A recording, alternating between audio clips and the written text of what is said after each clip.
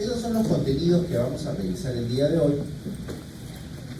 Una breve introducción acerca del fenómeno inflamatorio, ciertas características inherentes al proceso y luego las características ya más detalladas de lo que corresponde a la inflamación aguda, la inflamación crónica.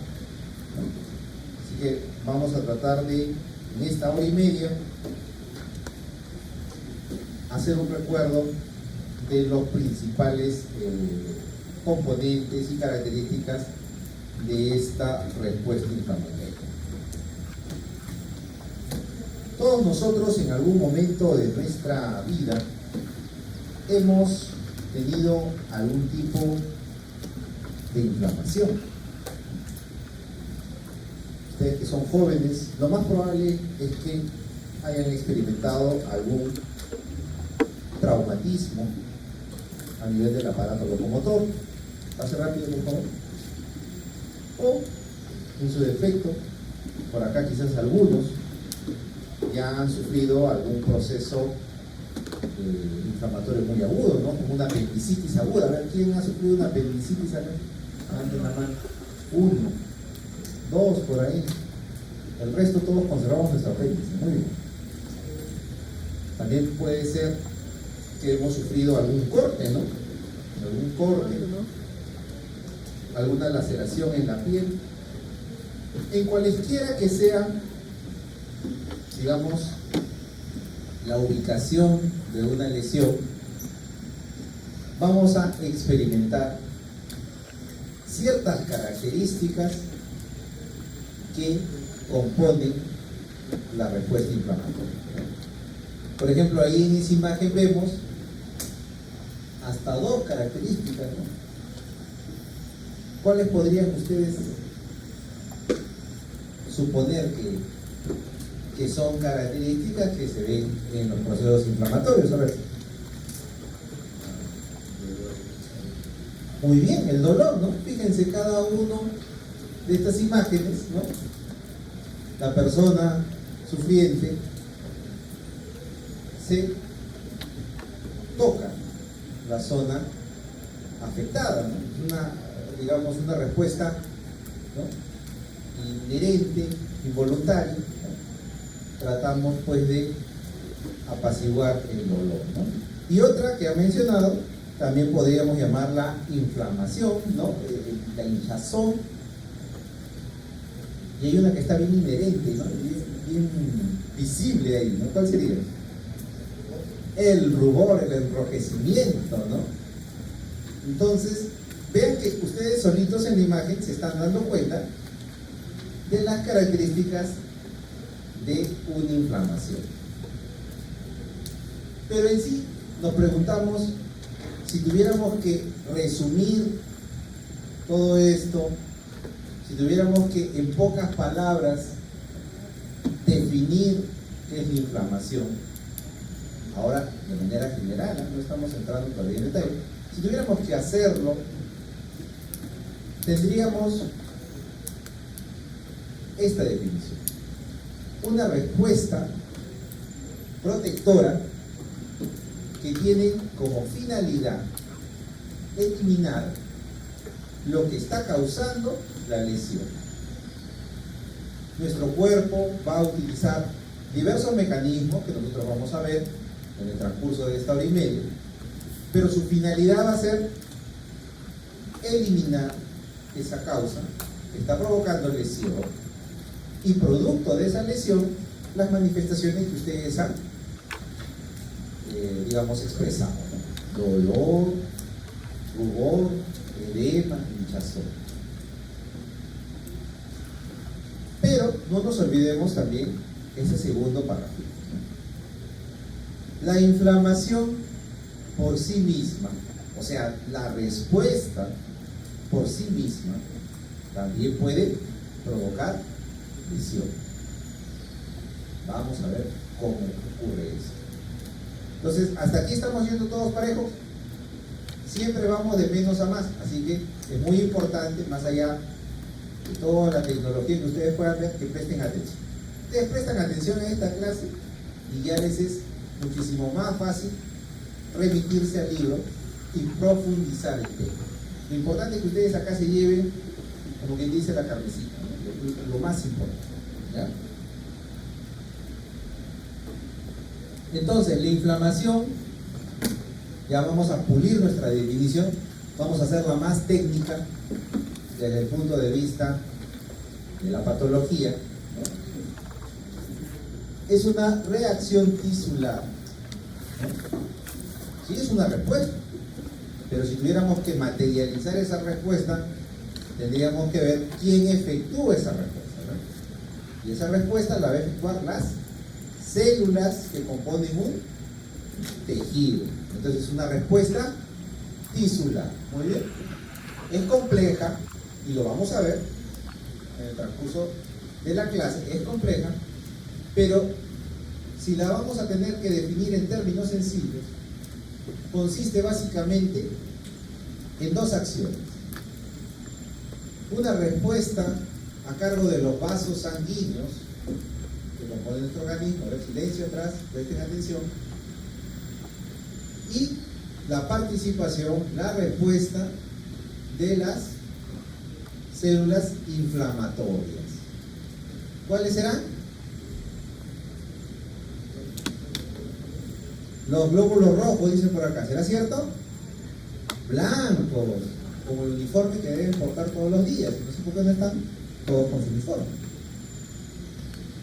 Los leucocitos. Entonces tenemos dos componentes claves en esa respuesta tisular: la reacción vascular de los vasos sanguíneos y la reacción celular, a cargo de nuestros glóbulos blancos. Muy bien. Fíjense cómo vamos de poquito a poquito construyendo nuestra definición.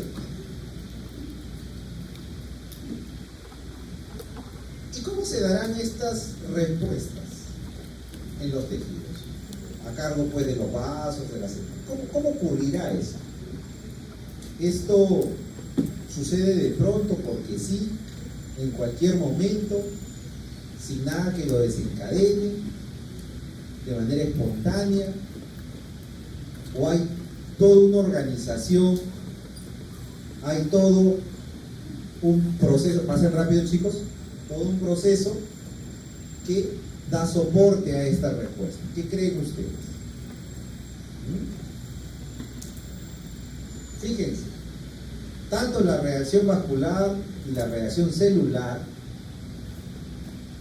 van a activarse a través de ciertos elementos químicos que tienen que estar presentes en el momento de la inflamación.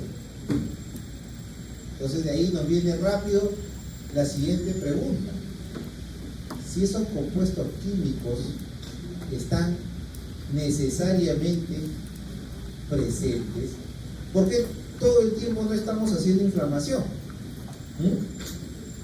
A ver qué opinan acá, pero también concentrados en sus dispositivos mientras trato de conectar con ustedes. A ver, ¿por qué creen, si están presentes todas estas moléculas de la inflamación, por qué no hacemos inflamación todo el tiempo? Muy bien, es cierto, tenemos mecanismos regulatorios, pero vamos quizás un poquito a entender que estos elementos químicos que están presentes, fíjense ahí, están presentes de una manera inactiva. Tiene que ocurrir el proceso inflamatorio para que se den las señales que movilizan a las células y que movilizan al tejido vascular para que se desencadene la respuesta inflamatoria. ¿Está presente? Sí, pero lógicamente no puede estar activo todo el tiempo. Imagínense, nuestro organismo estaría de inflamación en inflamación. Es como si dijéramos que constantemente el cuerpo humano estaría en un incendio, ¿no? Y no podría ser, porque agotaría a nuestras células, ¿no? Consumiría nuestra energía, nuestros recursos, ¿no? Y no podría darse el caso. Tienen que estar estos elementos de manera presente, pero inactivos. Y se van a activar con el estímulo, ¿no? ¿Cómo será ese estímulo? A través de proteínas, a través de señales, ¿no? Celulares. Entonces tengamos eso en cuenta.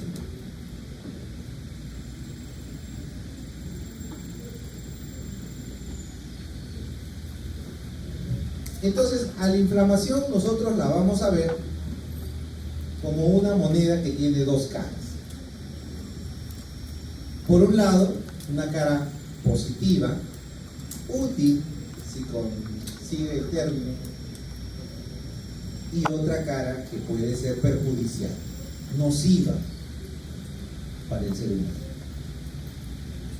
De un lado, lo útil será que a través de la inflamación vamos a dar solución, vamos a eliminar aquello que está desencadenando el proceso inflamatorio, una bacteria, ¿no? Alguna proteína anómala, y además la inflamación será importante a su vez para desencadenar el proceso de reparación celular. No basta con que tengamos elementos especializados en nuestra defensa. Imagínense, pues acá tenemos dentro de nuestro grupo poblacional comandos de élite, ¿no? Que saben, ¿no?, defendernos de agentes agresivos. ¿Qué pasaría cuando ya han quedado los supervivientes? ¿Qué se necesita en ese momento? Ya se necesita otros, digamos, elementos, ¿no?, que favorezcan la reconstrucción, la reparación. Igualito es en el organismo. Necesitamos células que promuevan de alguna forma, primero, reemplazar lo que se ha perdido, y si no es posible, cicatrizar, ¿no?, a través de mecanismos de fibrosis y evitar la expansión de este proceso, ¿no? Eso por un lado, útil porque nos defiende y porque inicia la reparación. Pero ¿qué es lo perjudicial del mecanismo? Como hemos visto, los elementos celulares que van a estar a cargo van a buscar eliminar el agente causal, y lo van a hacer a través del lenguaje químico que ellos manejan, enzimas, ¿no?, entre otros. Y esos elementos, así como son nocivos para los agentes externos, también lo pueden ser a nuestros propios tejidos. Por esa razón, podría haber un daño local. Los tejidos circundantes, que no tienen nada que ver, el famoso daño colateral, también ocurre acá. Podría desencadenar una respuesta de hipersensibilidad. Cuando vuelva a exponerse la persona a una circunstancia similar, la respuesta podría ser muy exagerada, ¿no?, muy enérgica, y eso obviamente dañe a los tejidos propios. Y finalmente podría hacer que estos procesos de alguna manera tiendan a recurrir en el tiempo,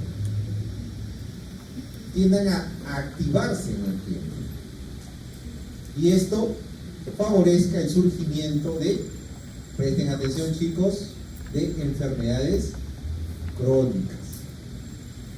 Entonces, vean que la inflamación, así como es útil, también tiene un componente nocivo. Y es por esa razón también que surge lo que ustedes están llevando en su curso de farmacología, medicación antiinflamatoria, porque se busca mitigar, atenuar, erradicar procesos inflamatorios que estén en exceso. Cuando ustedes estén ejerciendo la medicina, a cualquier dolor no van a dar medicación antiinflamatoria. Ya van a aprender a usar de manera racional los distintos medicamentos en intervalos cortos de tiempo para procesos agudos, ¿no? Escogiendo quizás los medicamentos que tengan mejor perfil para tal o cual enfermedad, para tal o cual paciente. Habrá pacientes que tienen daño renal, daño hepático. Entonces ya el ars médica, ¿no? El arte del médico va a ser saber escoger para cada tipo de paciente. Pero ¿dónde aprendemos que puede ser perjudicial esta inflamación? Acá, en este curso. Y por esa razón es muy importante que desde que comience el curso prestemos atención. Poco a poco iremos comprendiendo las bases de la enfermedad. Esa es la razón de este curso. ¿Ya? Un poquito de historia, rapidito, ¿no? Ya de inflamación hablaban los antiguos, fíjense, hace ya más de 3.000 años, ¿no? Incluso hay información, ¿no? Ya sea en las diferentes culturas, ¿no? Sumeria, egipcia, China, ¿no? Todas estas civilizaciones milenarias de alguna forma tenían sus conceptos, tenían sus mecanismos, sus recursos para manejar, ¿no? Las dolencias de su gente, ¿no? Importante el dato de que en la Roma antigua ya se habían identificado los famosos 4 signos cardinales del proceso inflamatorio. ¿Cuáles son? Y valor, porque ustedes están, pero coman, chicos, están durmiendo. Rubor, todo está enroquecido. Tumor, ¿qué es tumor? Hinchazón. Muchas gracias. Muchísimas gracias. Cuando hablamos de tumor,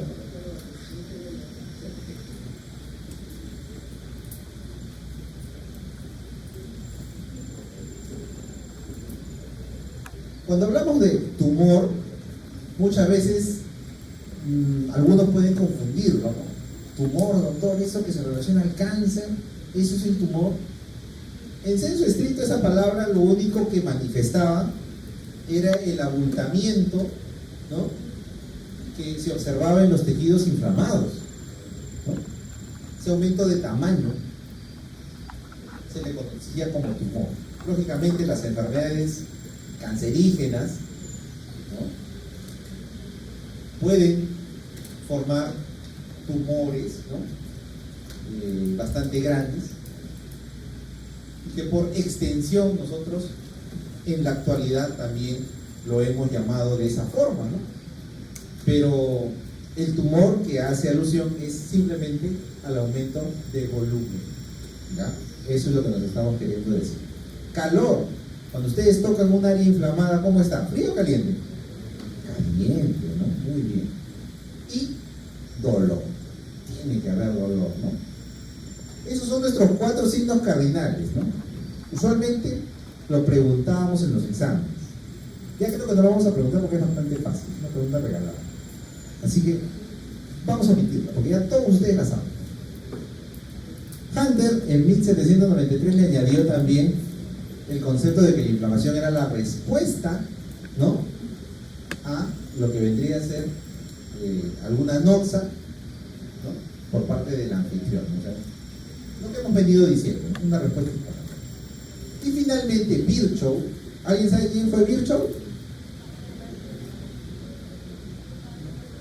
El padre de la patología. Muy bien, yo ya estoy viendo quiénes van a aprobar el curso. Está muy bien, está muy bien. El padre de la patología. Ya en el siglo XIX, Virchow añadió el famoso 5º signo, ¿no? La pérdida de la función. Porque lógicamente, si el tejido está inflamado, está edematizado, tiene dolor, poco lo movilizaremos, ¿no? Ya no podrá cumplir la función como normalmente lo venía haciendo, ¿no? Si fuera un órgano, imaginémonos, el estómago, ¿no?, inflamado, ¿hará una buena digestión? No, no. Si el hígado estuviera inflamado, ¿sintetizará bien las proteínas? No, no. Muy bien. Entonces, la pérdida de la función. El quinto signo. ¿Ya? Bien. Dentro de las características generales, ya todavía estamos hablando de la inflamación en general.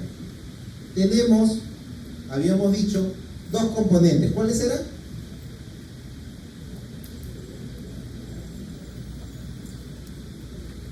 Respuesta vascular. ¿Y la otra?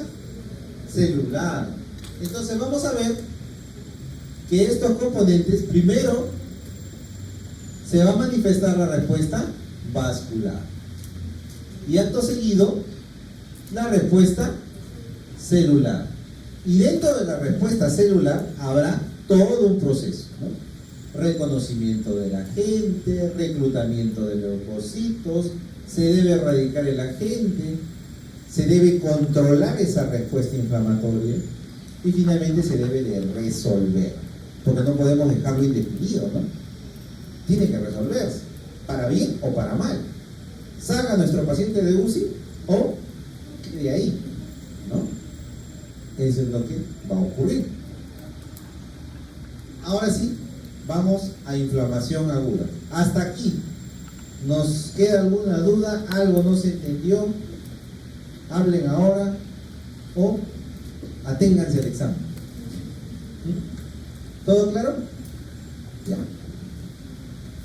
Entonces, en la inflamación aguda, ya nosotros le estamos añadiendo una variable, ¿no? ¿Cuál sería?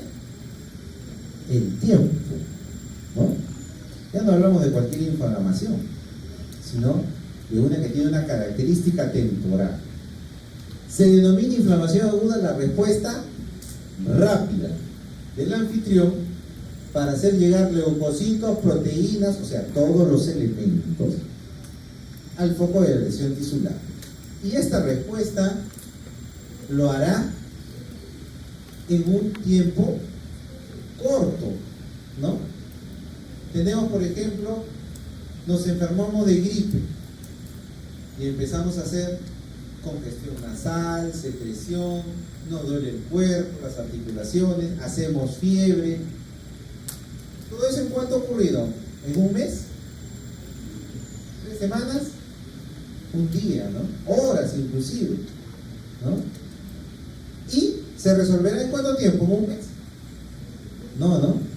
Así que ya saben, no va a haber descanso médico por una semana, 10 días, 15 días por una gripe, ¿no? Entonces, más o menos, habrá un periodo corto de este proceso agudo, ¿no? ¿Qué veremos en ese proceso agudo de respuesta rápida, en donde se va a movilizar nuestras células y va a haber cambios a nivel de la vasculatura? Primero, que el calibre de los vasos debe modificarse, ¿no? Hay que entender por qué. Más allá de lo que ustedes ya tienen apuntado, lo que van a ver, quiero entendamos por qué se tiene que modificar el calibre de los vasos. Vamos a poner un ejemplo. Imagínense que están caminando por el centro de Lima. Han caminado por el centro de Lima, ¿verdad? Sí. Y usualmente pues es bastante caótico, con mucho tráfico, ¿no? Ahora imagínense que ha ocurrido un incendio, ¿no? Bueno, no te imaginas, hace 2 semanas ocurrió. ¿Qué pasaba con las unidades de bomberos? No llegaban. ¿Podían llegar o no? No podían llegar porque había tráfico. Encima las calles son angostas, encima hay ambulantes. Todo eso dificultaba, ¿qué cosa? El paso, el calibre, las vías. ¿Qué hubiera sido ideal? Que de alguna forma se ensanche el calibre de las vías, ¿no? Llegue rápido, ¿quién? La ayuda, ¿no? Tiene que haber una modificación en el calibre vascular. Tiene que entrar más sangre. Porque la sangre, ¿qué transporta? ¿Qué transporta? Los glóbulos blancos. ¿Y qué más transporta en el plasma? Plaquetas, muy bien. ¿Qué más? Habíamos dicho.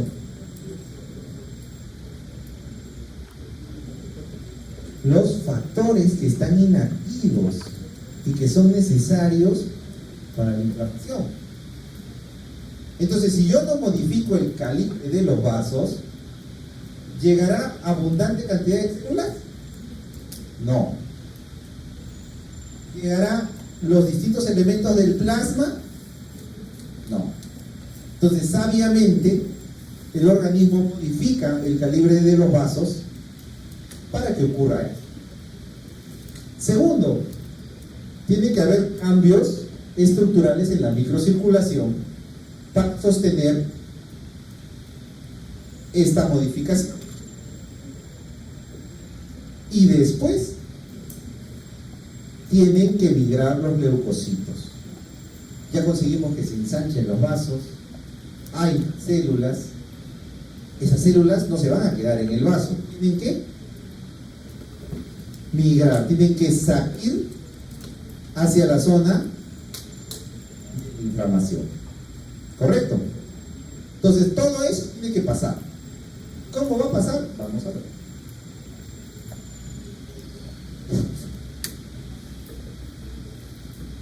Acá tenemos una imagen en donde vemos arriba que ha ocurrido una lesión tisular y se están dando los fenómenos que hemos anticipado.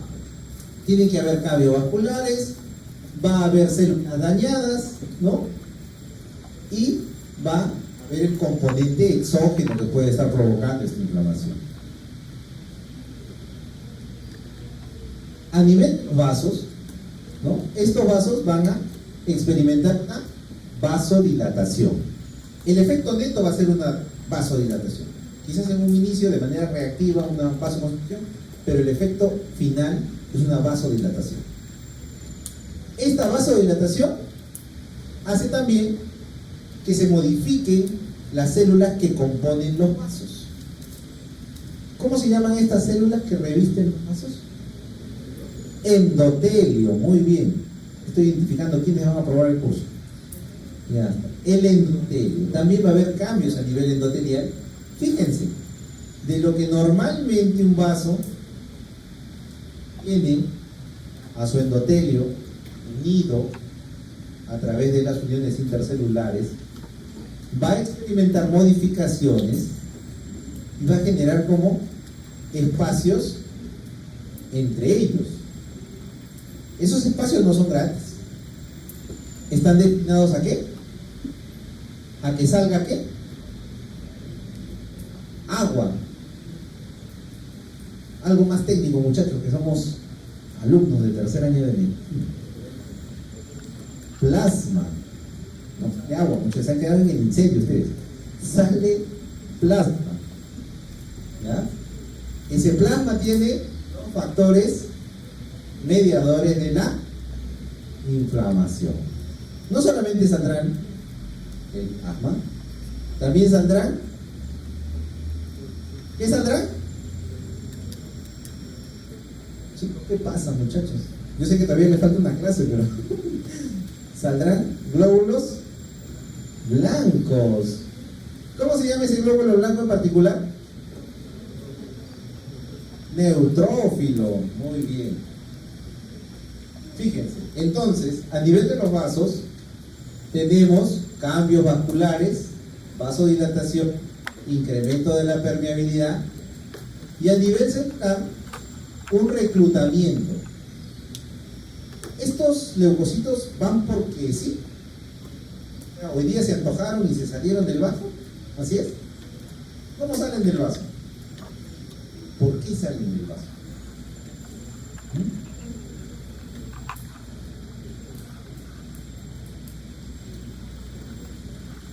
¿Algo los estimula a salir? Acá Houston, chicos, por favor. Algo los estimula, efectivamente. ¿Qué los estimulará? LPS. ¿Qué será LPS? Lipopolisacáridos, que son de la bacteria. Todo eso ejerce un efecto quimio atrayente. ¿Para quién? Para estas células. Por ese efecto quimiotáctico se van a utilizar. Van a ser reclutadas al sitio de inflamación y va a hacer que se encuentren nuestras células de defensa y los organismos exógenos. ¿Qué ocurrirá? ¿Se saludarán? ¿Tomarán té? ¿Qué creen que ocurre? ¿Ah? Va a haber un exterminio. No van a tomar prisioneros. Van a acabar con el agente. Y en eso que acaban con el agente, también podemos salir perjudicados, ¿no creen? Nuestro propio tejido puede salir perjudicado. Eso en síntesis es el proceso A1. En primer lugar, la reacción de los vasos sanguíneos que veníamos diciendo. El efecto neto será la vasodilatación. ¿Cómo se consigue eso? Vamos a ver el dibujito, ¿no? Ahí tenemos una esquemita. Pero recuerden que hay pasos, ¿no? Vasodilatación, esto desencadena un aumento de la permeabilidad, sale el líquido intravascular hacia los tejidos. Eso se llama edema. Esa es pregunta del examen. Rápidamente, chicos, tomen nota. Como está saliendo nuestro plasma, ¿quién se está quedando? ¿A quién están invitando a la fiesta? ¿A quién no invitan a la fiesta de la inflamación? Porque está yendo el glóbulo blanco, está yendo la plaqueta. ¿Quién está invitado? El glóbulo rojo. Él tiene que quedarse en el vaso. Él no va a salir. Puede ser que salga, pues, cuando hay algo masivo, ¿no? Imaginémonos un corte, una hemorragia, ¿no? Inevitable. Pero de buenas a primeras no es la célula que debe de salir. Y como se va a quedar en los vasos, le va a pasar un fenómeno. Todos los vasitos se van a empezar a llenar de glóbulos rojos, como cuando quieren salir de un concierto, así igualito. Todos van a estar puntitos y van a enlentecer, ¿qué cosa? El tránsito. ¿Cómo se llamará eso? Éstasis, muy bien. Luego va a haber acumulación, pues, de leucocitos a nivel de los tejidos, ¿no? Estos van a destruir al germen, al agente causal, y provocan luego una acumulación de leucocitos muertos. ¿Ya? Eso lo vamos a ver luego. En todo esto, los mediadores químicos tienen mucha importancia. Acá está lo que decíamos. Normalmente los vasos están todo bien tapizados, las uniones intercelulares entre el endotelio están estables, nada entra, nada sale, todo está confinado. Ocurre un proceso inflamatorio y va a haber una retracción endotelial de las células, se van a replegar, favoreciendo la salida de los elementos del plasma. Y esto lo harán también a través de mediadores que están presentes en las células endoteliales y en el plasma. De manera que consiguen modificar, ¿no?, la estructura vascular. Luego también va a haber, pues, daño a nivel del endotelio, en algunos casos en donde el proceso inflamatorio directamente afecta, ¿no? Una quemadura, por ejemplo, ¿no? La quemadura, ¿no? Podemos decirlo, algunos procesos inflamatorios con toxinas van a afectar, pues, también al endotelio, ¿no? Fíjense, acá con la microscopía electrónica, ¿no?, el último nivel al cual podemos estudiar de manera estructural las ciencias biológicas, vemos, normalmente así se ve un vaso, ¿no? Un corte transversal. Y fíjense, cuando ya está activo los diferentes mediadores de la inflamación y ocurren estas separaciones, también se pueden visualizar, ¿no? Por ahí va a fluir el líquido intravascular, ¿no? Entonces, vamos a ver que estos cambios van a ir dándose en los primeros momentos del proceso inflamatorio. Eso por el lado de los vasos, ya lo tenemos claro. Hay modificaciones, hay vasodilatación, salida de plasma y salida y migración de leucocitos. Así, ya no me voy a equivocar en el examen. ¿Qué pasa a nivel de las células? ¿No? Aquí ya también tiene otro asunto. A ver. En las células va a haber todo un proceso complejo con la participación de diferentes proteínas para hacer que un glóbulo blanco que está transitando tranquilamente tenga que salir de la circulación, tenga que modificar su estructura para atravesar un vaso y tenga que abrirse paso entre la matriz extracelular hasta llegar al lugar donde está ocurriendo la inflamación. Todo eso le va a pasar a nuestros leucocitos y están definidos en estos momentos: marginación, rodamiento, adhesión, transmigración y quimiotáxis. ¿Correcto? Todo eso para que llegue al sitio donde tiene que cumplir su misión. Y una vez que llegue ahí, se da un proceso que se llama fagocitosis. Básicamente consiste en englobar en un fagosoma estos elementos que se encuentran presentes en estos procesos inflamatorios y destruirlos de manera interna con ayuda de sus enzimas. Veámoslo acá. Tenemos por un lado el leucocito, habíamos dicho que estaba en un movimiento cinético a través del vaso, recibe el llamado químico y empieza cada vez más a orillarse hacia el vaso. Y cuando se orilla hacia el vaso, este leucocito tiene proteínas en su superficie. Estas proteínas, adheridas a su membrana celular, van a cumplir innumerables funciones de reconocimiento. Entre ellas, le permitirá anclarse a proteínas que tiene el endotelio y de esta manera generar momentos en los cuales se quede adherido. Pero esta adherencia no será fija. Habrá primero una adherencia parcial que rápidamente se desprenderá hasta el momento en el cual disminuya su velocidad, ¿no?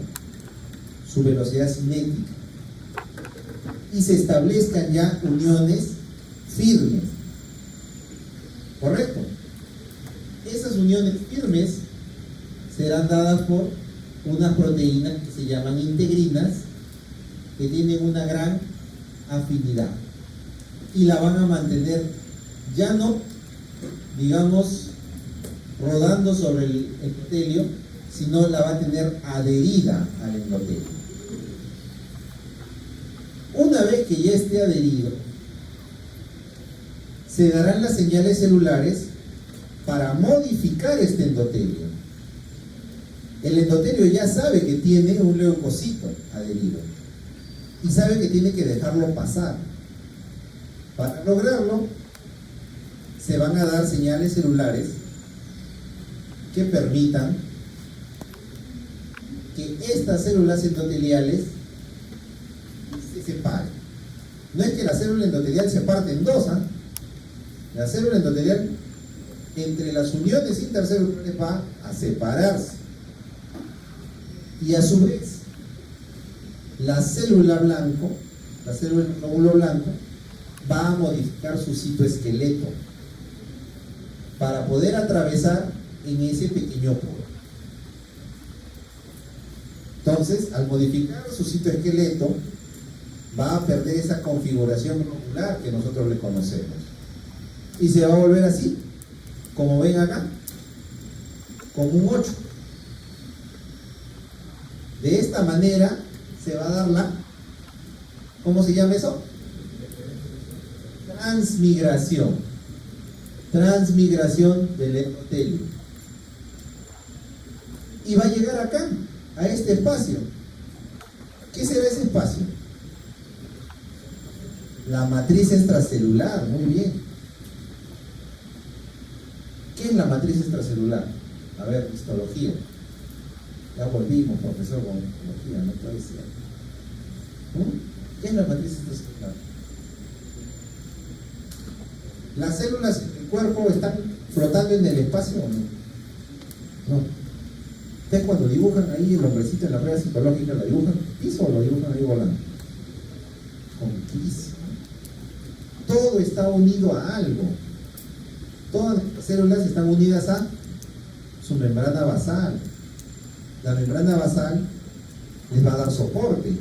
Y esa membrana basal a su vez está soportada en algo. La matriz extracelular.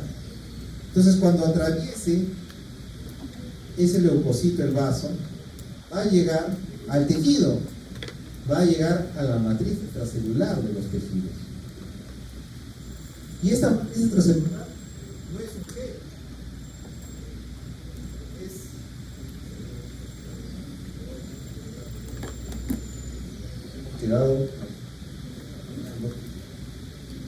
esta matriz extracelular está compuesta de diversas proteínas. Lo vamos a ver en la cuarta clase, ¿ya? Lo vamos a ver ahí. Pero fíjense, para que este leucocito pueda moverse, también va a requerir que su esqueleto se modifique y le permita llegar a la zona de la lesión.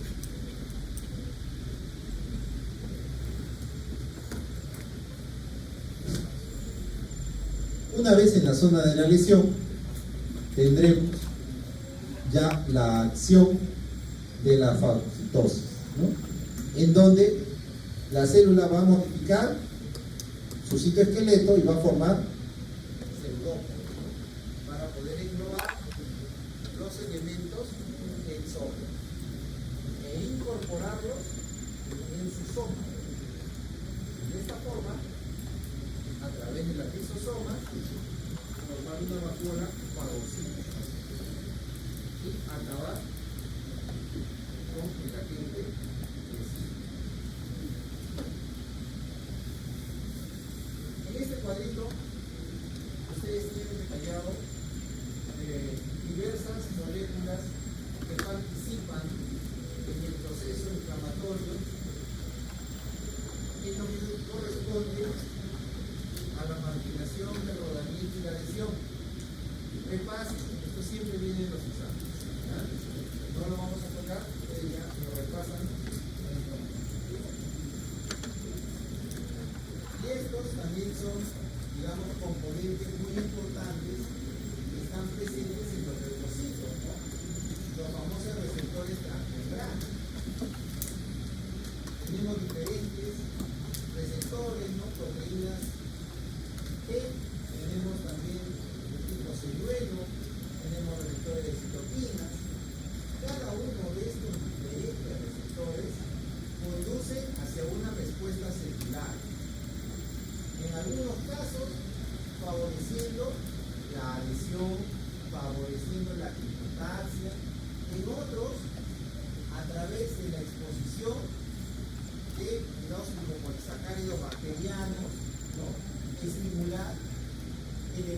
que amplifiquen la respuesta inflamatoria, que recluten células, o de manera directa generando diferentes elementos que van a ir contra esos elementos, ya sea a través de las especies reactivas de oxígeno, ya sea a través del estímulo de los macrófagos para formar procesos fagocíticos. Acá tenemos una imagen real. Normalmente Estamos en el laboratorio de patología, vemos así, tejidos, cortes histológicos, ya no sanitos, pues, ¿no? Todos los sanitos en histología. La patología es ver todo lo enfermo. Entonces acá miren, tenemos un vaso sanguíneo y acá, ¿qué les está señalando la flecha? Un leucocito, muy bien, que se ha adherido a la pared del vaso y va a buscar iniciar su proceso de transmigración. Acá del otro lado ya hay algunos han migrado. Vamos a ver en otra imagen. Fíjense, acá está el vaso sanguíneo, le ponemos el dato. Y producto de la salida de proteínas del plasma, seguramente también ha habido algún tipo de lesión, que hay extravasación también de matíes, ¿no? Pero hay más componentes. ¿De qué? ¿Cómo se llaman estas células? Neutrófilos. ¿Cómo saben que son neutrófilos? Por el número de núcleos o lóbulos. Lóbulos. El núcleo está compuesto de 3 lóbulos. Y cuando ocurra todo el proceso y ya los leucocitos se han encargado de eliminar a estos gérmenes, estos patógenos, ¿qué quedará? ¿Qué creen que quede?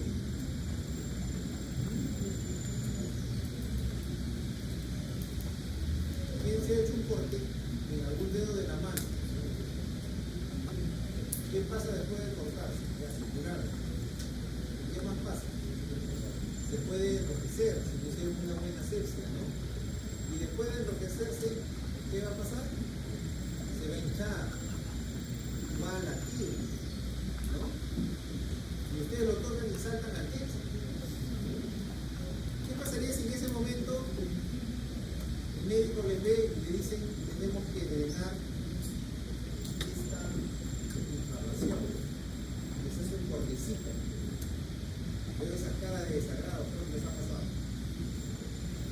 ¿Qué creen que salga? Material purulento, muy bien, estos chicos acá van a pasar el examen, muy bien. Todas se lo saben. Este material purulento, ¿de qué está compuesto?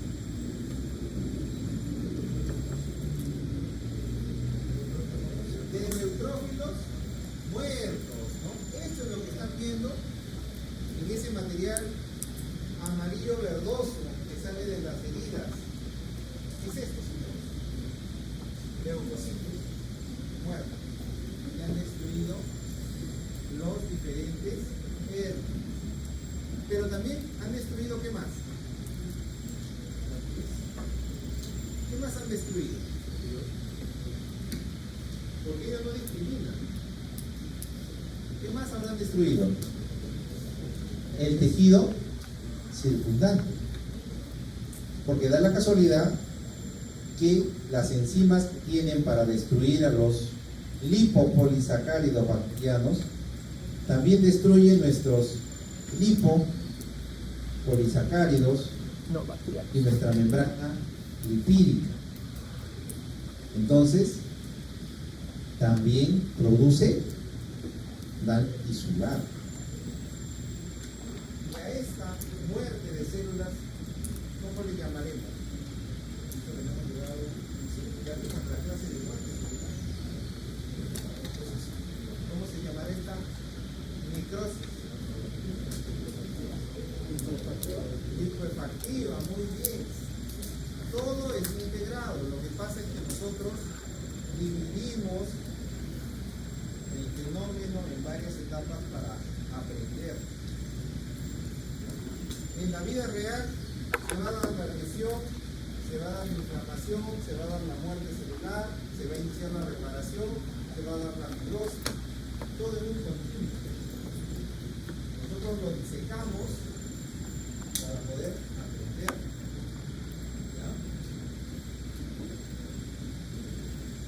Entonces hemos visto estos cambios vasculares, hemos visto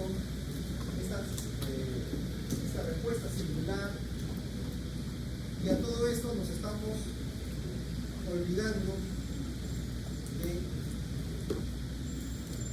un elemento muy importante pero silencioso: los mediadores celulares que están presentes. Habíamos dicho que tenían que estar presentes, ¿no? Pero que no estaban constantemente activos, necesitaban un estímulo. Pues bien, estos mediadores de inflamación van a generarse a partir de nuestras células o a partir de proteínas que ya están presentes en el plasma. ¿Correcto? Se van a producir en respuesta a estímulos y van a tener dianas diferentes. Hay una gran variedad de mediadores para vasodilatar. Habrá otra variedad de mediadores para movilizar a las células. Habrá otro grupo de mediadores que reclutarán, ¿no?, leucocitos, linfocitos, macrófagos. Y así, por cada acción que requiera el proceso, habrá mediadores y se activarán y luego se degradarán una vez cumplido su pago. ¿Ya? Por eso es que el tiempo de vida es largo o corto. Corto. Tiene que ocurrir, tiene que cumplir su misión y salir del escenario. Un mediador además puede ser un mediador intermedio, ¿no? Para que se dé una función puede ser que se requiera más de un mediador y se logre el efecto final. Tenemos dos tipos de mediadores: mediadores de origen celular y mediadores plasmáticos. Los mediadores de origen celular los tenemos acá listados. Fíjense.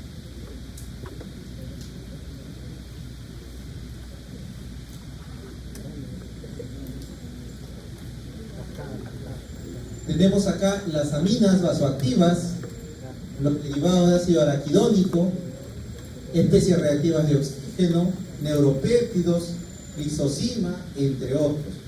Todos estos los van a producir diferentes tipos celulares: leucocitos, endotelio, ¿no? Diferentes elementos celulares. Entonces, estos son los de origen celular. Y luego tendremos los de origen plasmático. ¿Quién producirá los de origen plasmático? O sea, van a ser mediadores que los vamos a encontrar disueltos en el plasma, pero alguien tuvo que producirlos. ¿Quién los produjo? El hígado, muy bien. Entonces, rápidamente pensemos, ¿qué pasaría si un paciente tiene cirrosis hepática? Si ese hígado no funciona bien, no habría mediadores en buena calidad y cantidad. Ahora imagínense que son cirujanos. ¿Qué es lo que le piden entre las pruebas antes de operarle a un paciente? Pruebas de función hepática. Imagínense que mi paciente no va a repararse bien, lo corto. ¿Qué creen que ocurra? No va a cicatrizar bien. Eso no va a ir bien. ¿Se dan cuenta? Ahora todo tiene sentido, profesor. Regúlalo. Muy bien. Entonces, dentro de los mediadores plasmáticos tenemos al complemento, el sistema de coagulación, las quininas, entre otros. Entonces, en este esquema voy didáctico vamos a ver los mediadores producidos por las células, ¿no? Algunas a través de gránulos, otros que son significados de nodo, ¿no? ¿Qué mediadores tenemos? ¿Quién es su fuente? ¿Quién es el que lo produce? Tendremos también los mediadores plasmáticos, ¿no? Por ejemplo, los factores de coagulación, factor 12, ¿no? El complemento. Y vemos todos estos cómo van participando. ¿Qué conseguimos con los mediadores? Lo que hemos dicho, incrementar la vasculatura, aumentar la permeabilidad, producir uno de los componentes claves. Ya ustedes lo van revisando por ir avanzando. Otro aspecto importante es este cuadrito que ustedes ya deben haberlo visto en farmacología. No, ya fármaco, ya, acá también, sí, acá también. Tenemos acá la famosa cascada del ácido araquidónico. ¿Y por qué nos es importante a nosotros? Porque a través de esta cascada nosotros vemos cómo se van produciendo, ya sea por la vía de la ciclooxigenasa, las prostaglandinas, o a través de la vía Los leucotrienos y las linfocitos. Todos estos elementos tienen funciones muy importantes en la inflamación. Vamos a ver acá, del lado de las ciclooxigenasas, vamos a tener las prostaciclinas, que producen vasodilatación, ¿no? Inhiben que se sigan agregando plaquetas cuando ya lo necesitamos. Recuerden que la agregación plaquetaria es útil al inicio, cuando queremos detener un proceso hemorrágico, una pérdida. Ahí es útil. Imagínense que se esté activando de manera indiscriminada. Se estén agregando las plaquetas. ¿Qué creen que ocurrirá? Trombosis, ¿no? Todas las plaquetas unidas, agarrándose de la manito, van formando émbolos. Y estos émbolos luego producen infartos, accidentes cerebrovasculares. Entonces, no puede estar alegremente la agregación plaquetaria activa todo el tiempo. ¿Se dan cuenta? Tiene que haber lo que dijeron hace un rato: regulación. Y la regulación la tendrán a cargo distintos elementos. En este caso, las prostaciclinas. Por otro lado, tendrá su contraparte, el tromboxano. Ese sí quiere que haya agregación plaquetaria y va a estar al inicio cuando ocurre la lesión. Tendremos también las prostaglandinas B2 y G2, que lo que producen es vasodilatación, hace que los vasos se abran, fluya el líquido intravascular.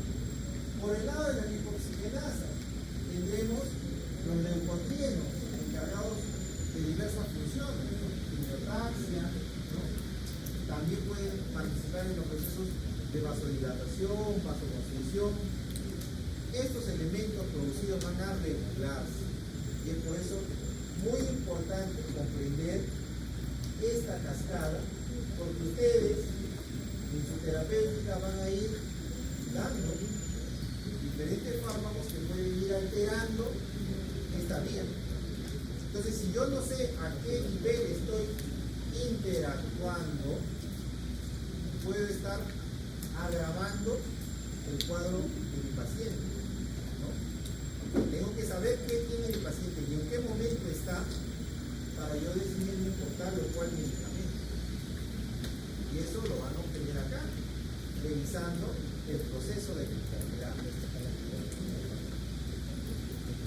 Tenemos también el complemento, que participa a través de la vía clásica o la vía interna para facilitar el reclutamiento de los leucocitos, ¿no? Y la destrucción de estos microorganismos, ya sea por vía de la fagocitosis o formando un complejo de ataque en el cual pues se hace como un polo y entran rápidamente los distintos elementos y lisan.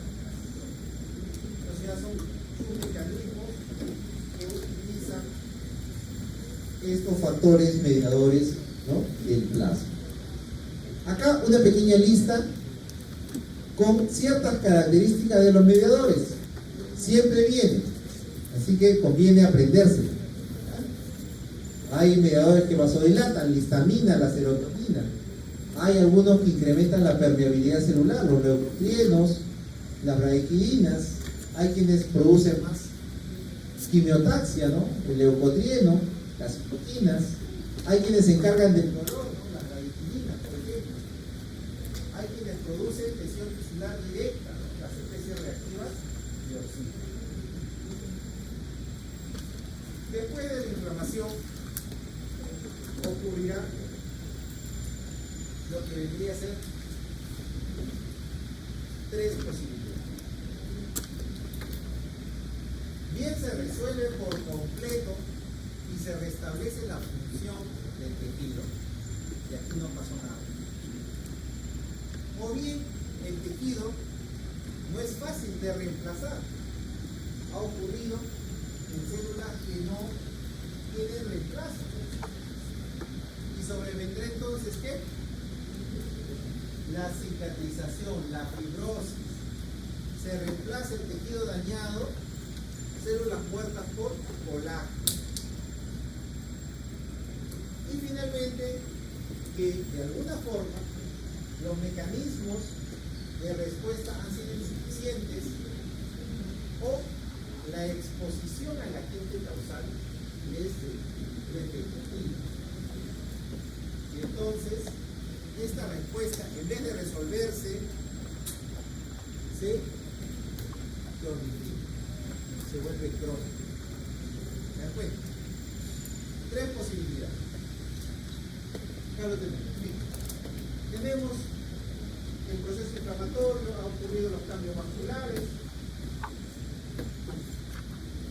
se han dado los cambios celulares, se ha resuelto,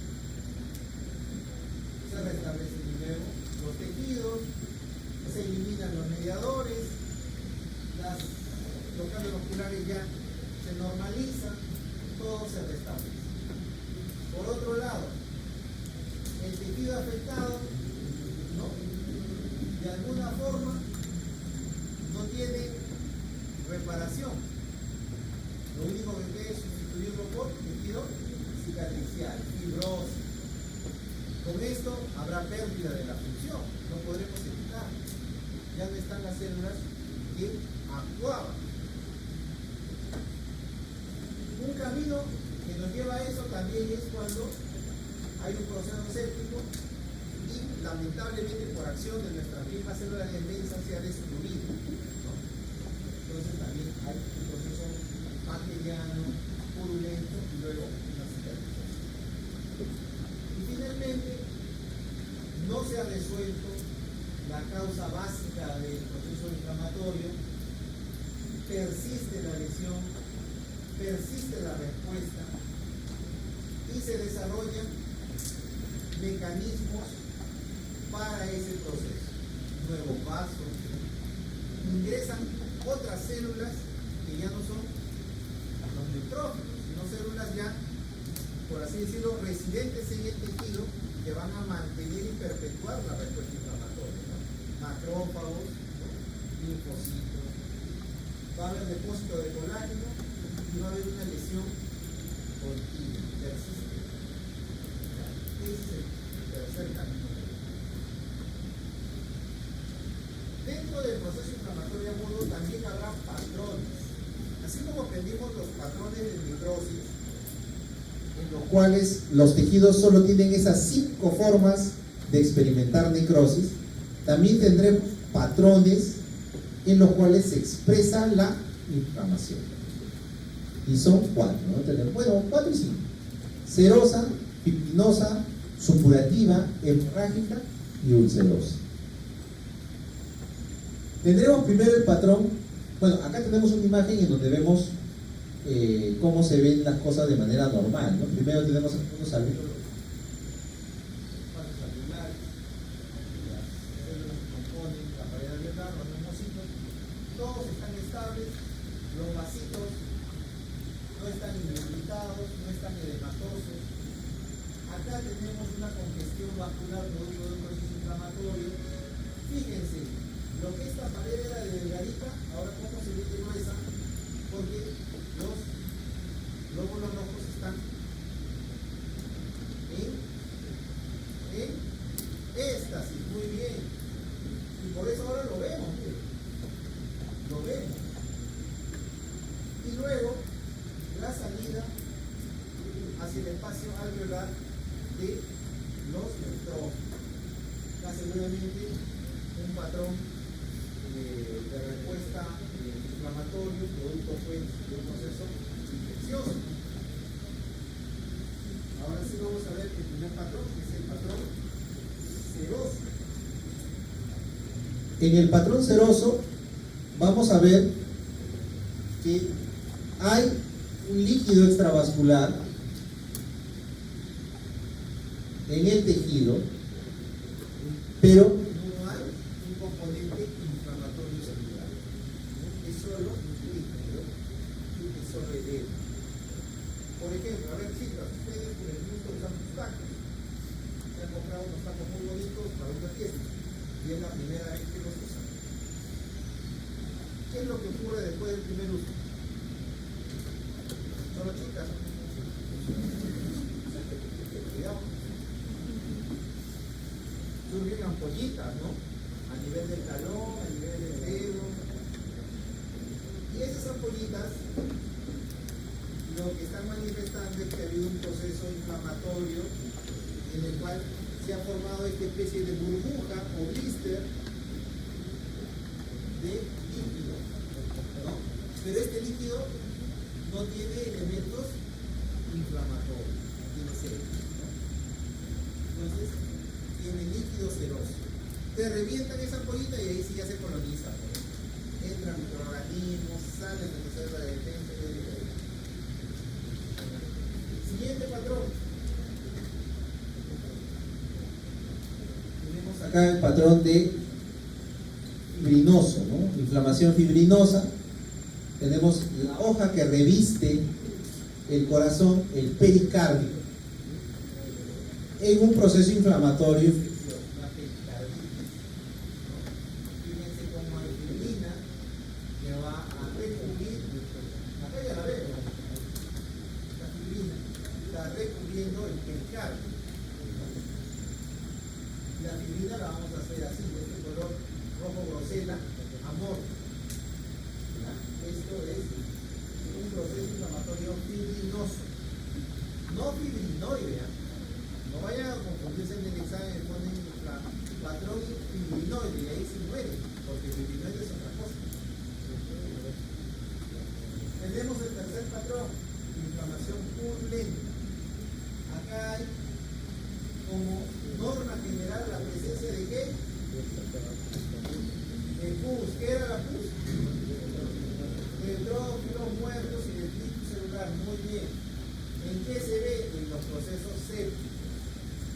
A un pacientito le operaron de emergencia el apéndice. Entonces el pacientito hace la limpieza quirúrgica de la zona de la fosa ilíaca. ¿Derecho o izquierdo?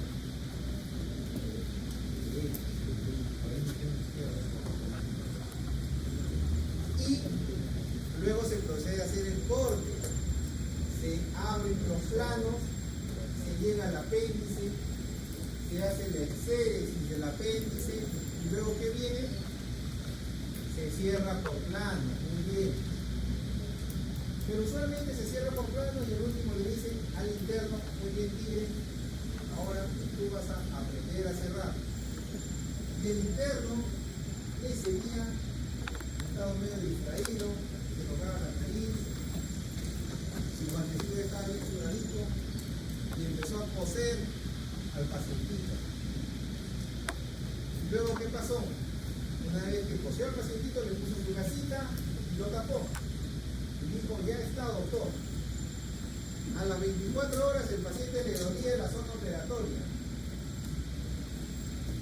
No puede ser que es el dolor del corte. empieza a hacer fiebre. En la visita de las 8 de la mañana lo ven robótico ahí, inflamado. Cortan uno de los hilos y ¿qué sale? Pus.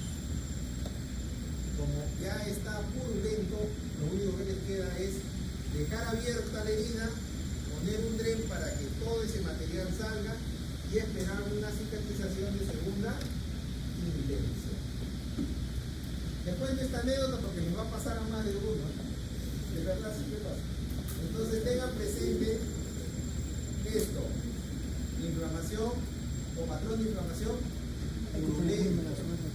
Moraleja, bien lavaditos para entrar a la sala, para ayudar, ¿no? Atentos siempre la limpieza, la asepsia con su yodo cuando vayan a coser. Hay alguno que se le cayó la boca. Gracias. Hay de todo se ve. Luego tenemos el patrón ulceroso. El patrón ulceroso, como ustedes están observando ahí, es una pérdida de continuidad en la mucosa. Fíjense, esta es mucosa. ¿De qué órgano?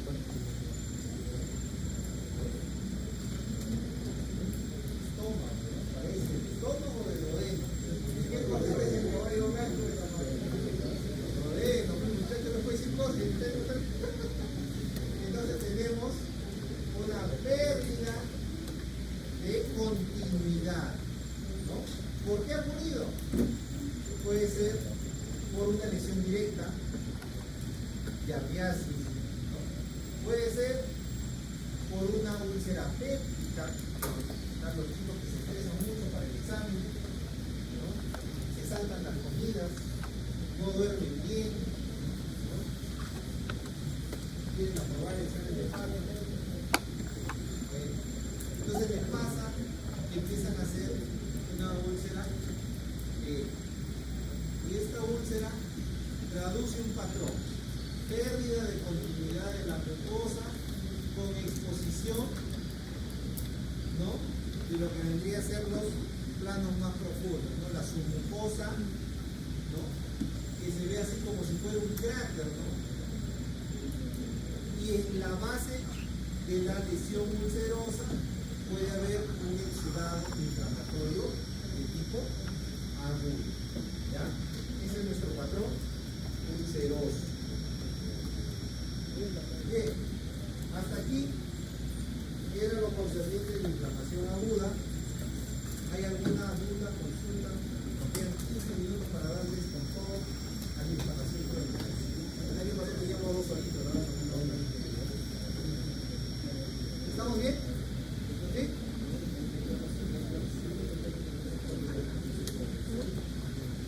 Claro, cuando no hay una correcta resolución, habíamos mencionado, cuando no se resuelve por diversas causas, ¿no?, posiblemente no hay un buen aporte nutricional que nos garantiza buenas proteínas plasmáticas, buena celularidad, o como hemos dicho, ¿no?, exposición repetida al agente causal, ¿no? Esto tiende a cronificar. Y si se cronifica, vamos a ver las características importantes de este proceso. Como claro, sí. A ver, dinos. No hay micrófono, así que tapela.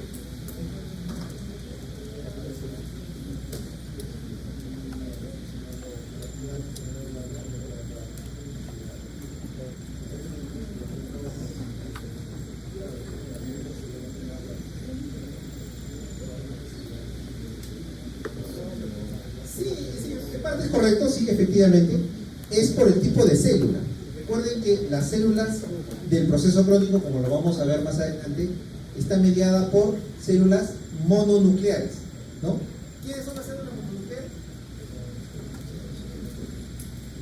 Los linfocitos, que pueden ser B o T, y ahí entra la respuesta humoral que tú has mencionado, ¿no?, la respuesta a través de las células B. Pero también están los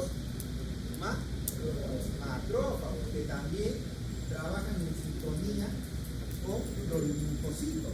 Entonces ahí tendríamos también una respuesta ya a través de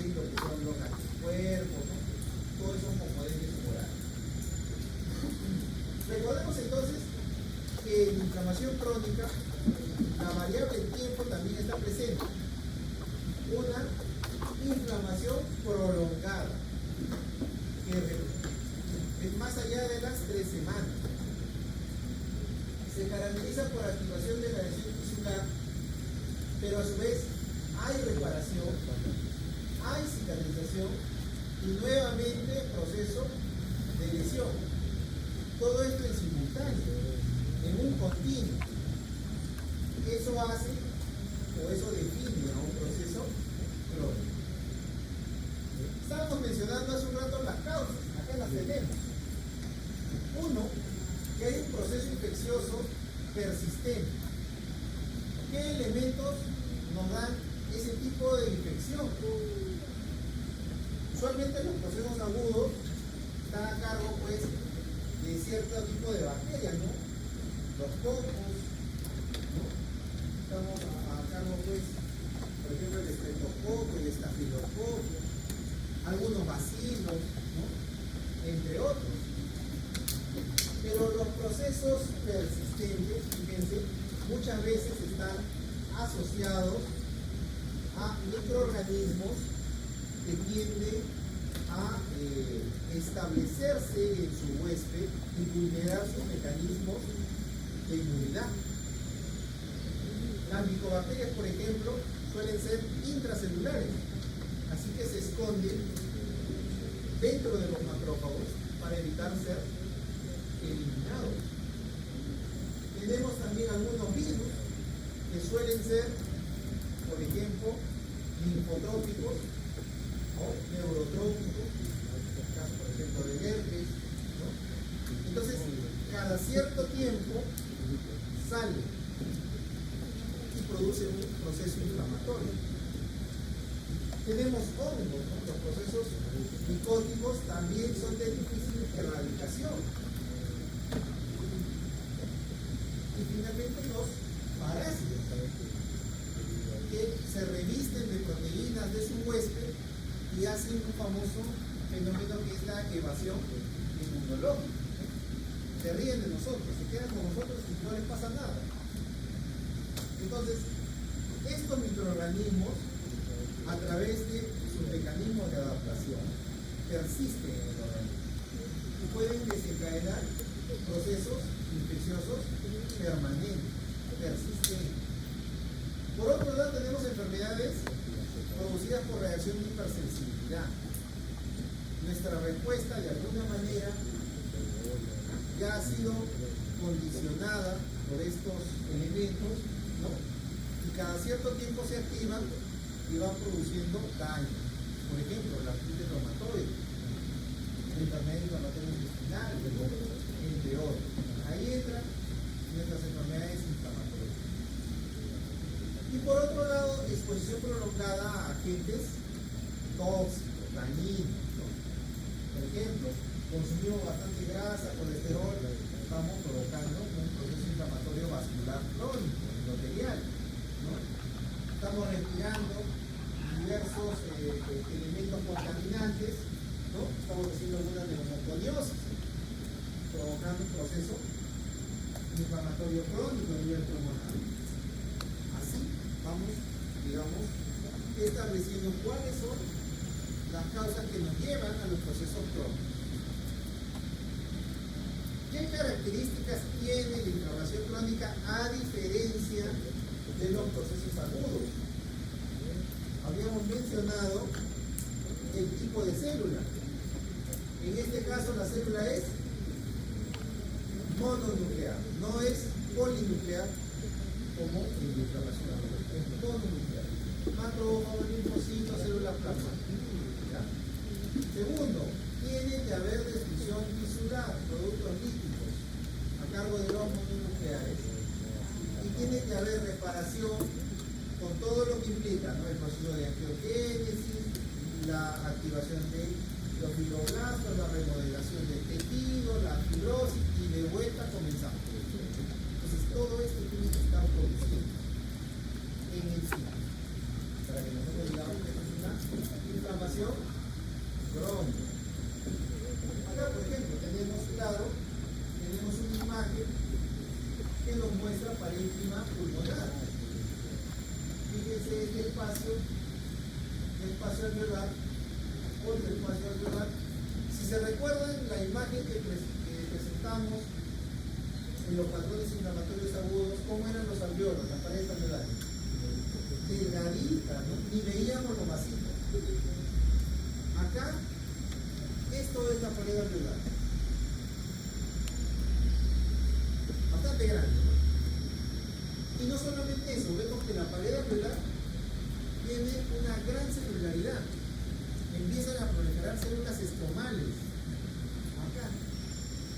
Son todas estas células que están en este espacio. Empiezan a aparecer células inflamatorias. ¿De qué tipo? Mononucleares, ¿ya? Y las células inflamatorias mononucleares suelen agruparse en el tejido y formar agregados linfoides que garanticen que en ese tejido van a madurar y van a cumplir su misión. Es como un regimiento, ¿no? Si saben que algo se va a establecer en una zona, traen su tienda de campaña, establecen ahí su fuerte y se quedan. Entonces va a haber fibrosis, va a haber células inflamatorias que constantemente van a estar provocando este proceso inflamatorio. Pregunta, ¿este pacientito respirará bien? No, ¿por qué? ¿Por qué? Claro, el paso del aire que está acá, en este alveolo, para que alcance el capilar, normalmente cuando la pared no era muy gruesita, difundía, pues, ¿no? Difundía el gas, el glóbulo rojo liberaba su molécula de dióxido de carbono, se llevaba el oxígeno y se iba, porque la gradiente ventilación-perfusión era baja, pues, ¿no? Pregunta, a ver, vamos a buscar un vaso sanguíneo para que más se entienda. Acá hay un vaso sanguíneo. Imagínense todo lo que tiene que difundir para hacer el intercambio. Difícil, ¿no?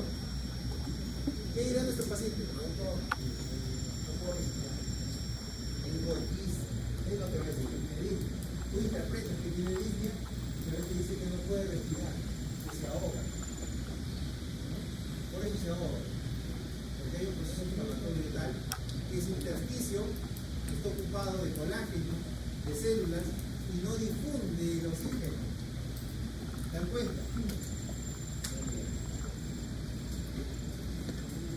¿Qué células participan en la inflamación crónica? Hemos dicho, los mononucleares, macrófagos, linfocitos, mastocitos, por ahí también los eosinófilos, sobre todo en los procesos prolongados asociados a parásitos y hongos, aunque estos en senso estricto no sean mononucleares. ¿Ya? Ahí un poquito las características celulares de cada una de estas. Voy a avanzar esto y después lo revisamos un par. Importante acá, cómo llegan los macrófagos, son monocitos en la sangre y luego a las 24 horas pasan ya los tejidos y ahí reciben. Importante también la vía de activación de los macrófagos. Esto es muy importante porque nos muestra que el macrófago tiene funciones bastante peculiares, antagónicas, si quisiéramos verlo. Por un lado, a través de la vía clásica, tendremos acciones inflamatorias y que buscan destruir a los agentes lesivos, ¿no? Estimula la fagocitosis. Y por otro lado, en la vía alterna, cambia de papel y busca detener la inflamación y promover la reparación de los tejidos. Entonces es muy importante qué factores estén interactuando con ese macrófago. ¿Correcto? Ténganlo presente las vías y los factores, pregunta de examen. La activación de los linfocitos también tiene mucho que ver con la interacción con los macrófagos. Prácticamente trabajan en sincronía. Una estimula a la otra. ¿Correcto? A través de la citoquina los macrófagos pueden estimular linfocitos y estos llaman a otras células y a través del interferón también pueden estimular al macrófago para que estos macrófagos bien vayan por la vía clásica o desencadenen pues otras acciones, ¿no? Entonces tengamos eso presente, ¿no? La interacción entre estas dos células. Tenemos acá un fragmento de mucosa gástrica. ¿Qué es lo que estamos viendo? Acá están las glándulas. No tenemos ni la menor duda, ¿no? Acá inclusive. Pero el espacio entre las glándulas, ¿no? La lámina propia de esta mucosa está llena de células. ¿Qué células serán? Linfocitos. También hay macrófagos y también hay células plasmáticas, ¿no? Por aquí uno puede ver los sinófilos, ¿no? Entonces, acá hay un proceso inflamatorio crónico en la mucosa gástrica, ¿no? Hay una gastritis, ¿no? La famosa gastritis.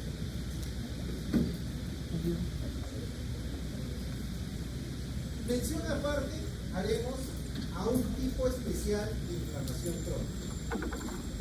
¿Por qué es especial este proceso inflamatorio crónico? Porque da un patrón muy característico, ¿no? Que es el patrón de inflamación en donde está presente una estructura que se llama granuloma. ¿Qué es el granuloma? El granuloma es una estructura inflamatoria que ha buscado aislar a un elemento nocivo del cual no hay forma de destruirlo. Los macrófagos reconocen su limitación para destruirlo y buscan asociarse, buscan fusionarse entre ellos y conformar células muchísimo más grandes, los famosos multinucleadas gigantes. A su vez, reconocen que la presencia de ese elemento perjudica al tejido y buscan aislarlo. ¿Y cómo lo aíslan? Sufren una transformación en su citoplasma en la cual asemejan a células epiteliales, ¿no? Pero no lo son. ¿Por qué? Porque el origen es otro. Al asemejarse a una célula epitelial recibe un nombre, célula epitelioide, ¿ya? Todo el sufijo opioide hace alusión a algo que se parece, pero que no es, ¿ya?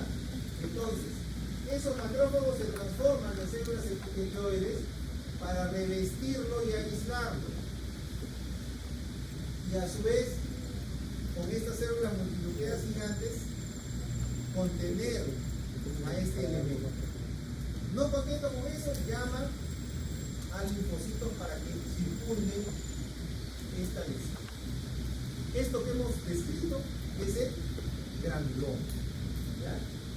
Entonces, este tipo especial de patrón inflamatorio crónico se llama granuloma. Acá tenemos varias enfermedades que hacen este tipo de inflamación. En el caso de la tuberculosis, en el caso de lo que vendría a ser la histoplasmosis, se asocia este granuloma con necrosis. Pero en otro tipo de granulomas no es necesaria la presencia de necrosis. Para el tipo de granuloma tuberculoso sí hay la necrosis. Y ese era ese patrón gaseoso que vimos en la clase pasada.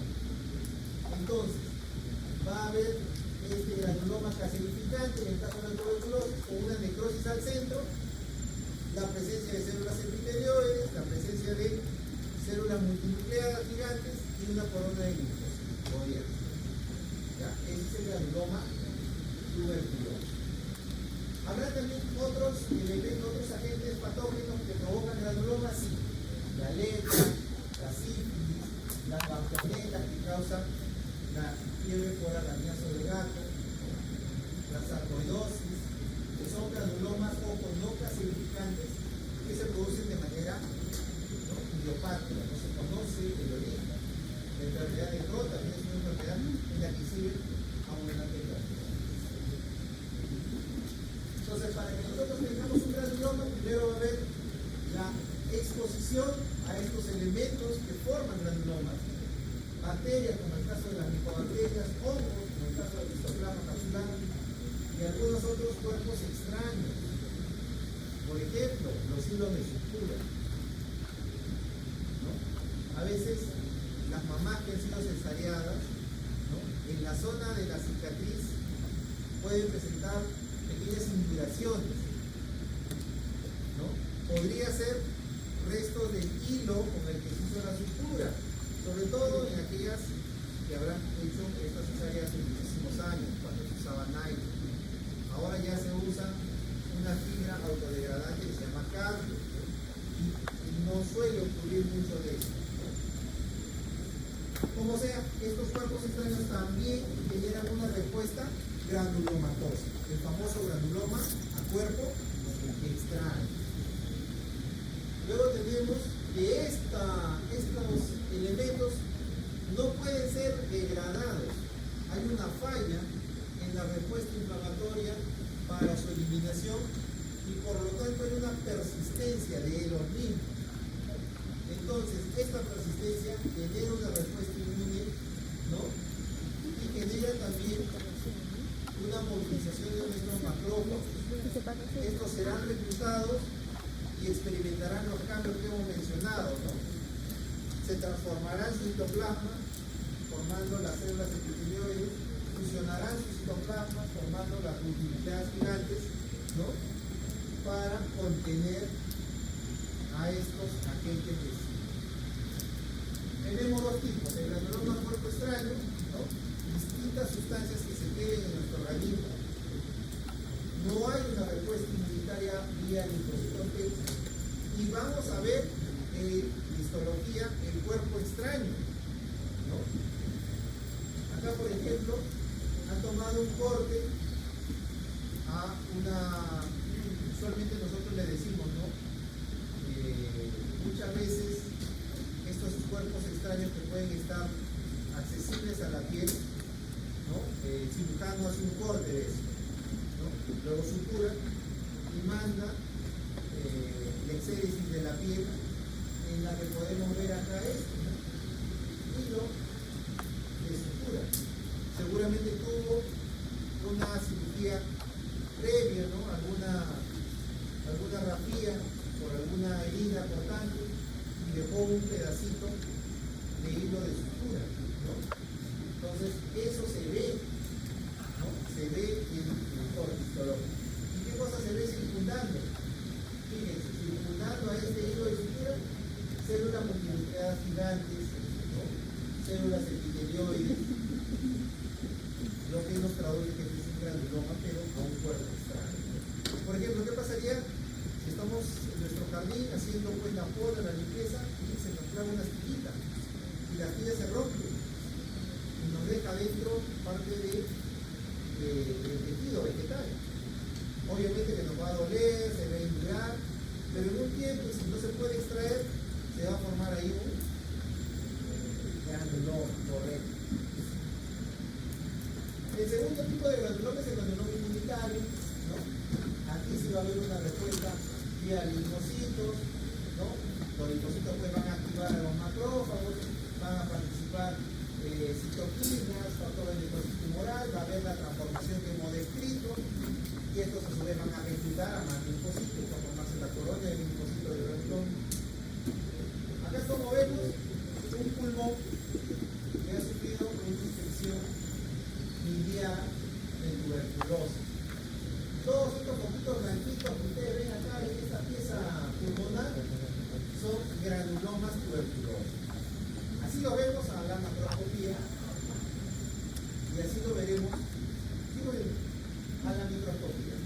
Vemos acá una necrosis central, una necrosis gaseosa. Y miren acá estas células. Son varios macrófagos que se han fusionado y forman una multinucleada gigante. ¿Multinucleada por qué? Porque tiene numerosos núcleos. Acá, por ejemplo, ya no nos queda ni la menor duda, ¿no? Fíjense, todos estos macrófagos aportaron su citoplasma. Se fusionaron entre sí, ¿no? Acá los hinchas de Dragon Ball lo van a entender. Fusionaron todos su citoplasma y formaron tremenda célula para poder hacerle frente a la gente nociva. Y acá están los linfocitos afuera, acá hay unas células medio alargadas, ¿no? Con un citoplasma largo, que parecieran células epiteliales, pero no lo son. ¿Ya? Acá tenemos una multinucleada gigante de tipo Langhans. Las de tipo Langhans tienen todos los núcleos dispuestos en serie, en una herradura. ¿Ya? Son características de los genes. Finalmente, habrá consecuencias si esté un proceso inflamatorio excesivo o defectuoso. Si la inflamación fuese excesiva, se va a desencadenar muchas de las enfermedades que nosotros al día de hoy conocemos como enfermedades autoinmunes. ¿Ya? Si por el contrario la inflamación fuera defectuosa, ¿qué pasaría con nuestro organismo? Estaría a merced de muchos agentes patógenos, ¿no? Sobre todo cuando no hay unas buenas condiciones nutricionales o hay enfermedades crónicas debilitantes, ¿no? VIH, neoplasias, trasplantes, etc. Hasta aquí fue nuestra clase del día de hoy.